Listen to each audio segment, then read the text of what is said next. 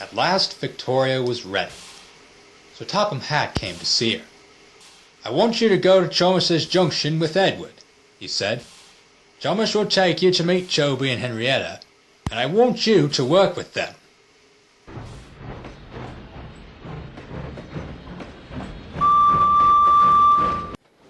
Victoria's wheels hummed happily on the rails. "It's wonderful to be running again," she thought.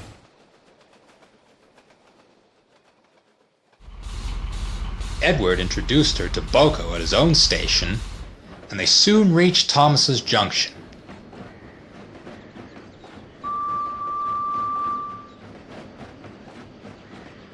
Thomas and Sir Topham Hatt were waiting for them.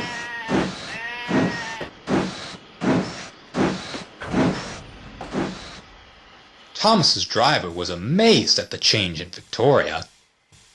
"I hope you feel better," Sir Topham Hatt said to her. "You certainly look better than when we first saw you." "I feel wonderful, thank you, sir," smiled Victoria.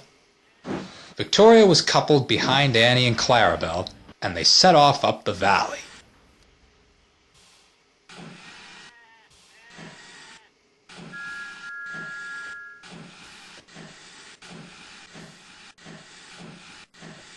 At the station by the canal, an inspector met them. "Terence is in trouble," he said. "I'll ride in your cab, Thomas, but go carefully until we know what has happened." A little way along the line, Terence's owner was building a barn.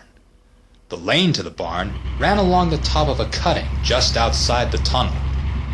That afternoon, Terence had been pulling a trailer loaded with stones for the barn when a boulder had fallen into the lane from the verge. Terence swerved towards the edge of the cutting to avoid the boulder, and of course, the trailer followed. Suddenly, the trailer's wheels hit a muddy patch and slipped sideways towards the railway. The weight of the stones dragged the trailer further over the edge. Terence tried to hang on, but the trailer broke away and bumped down the steep hill towards the railway.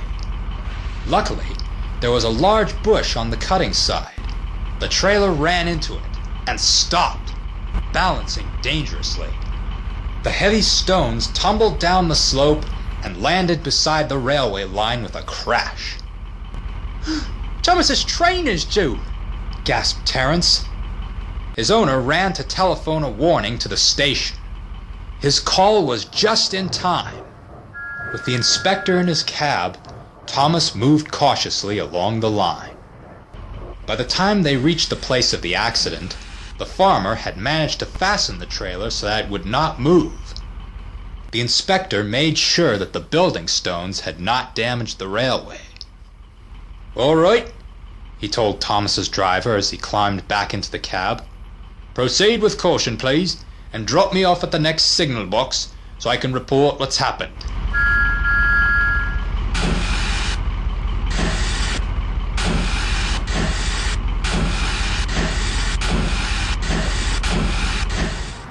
Thomas and the inspector reached the top station safely and found Toby and Henrietta waiting for them.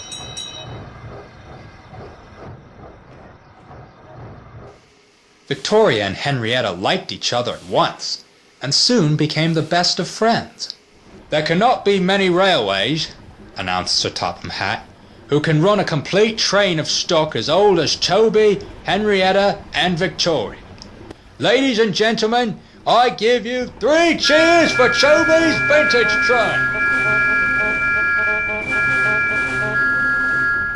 "I am very proud of all 3 of you, and I know that you will be a credit to me."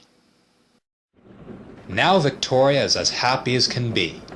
She helps Toby and Henrietta take workmen to and from the quarry, and at other times you will see her with Thomas, Annie, and Clarabel running happily along the valley.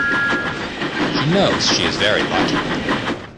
"This is much better than being a summer house in an orchard," she sometimes thinks to herself. "It's great to be useful again." I think we can be sure, can't we, that Victoria will be useful for many years to come.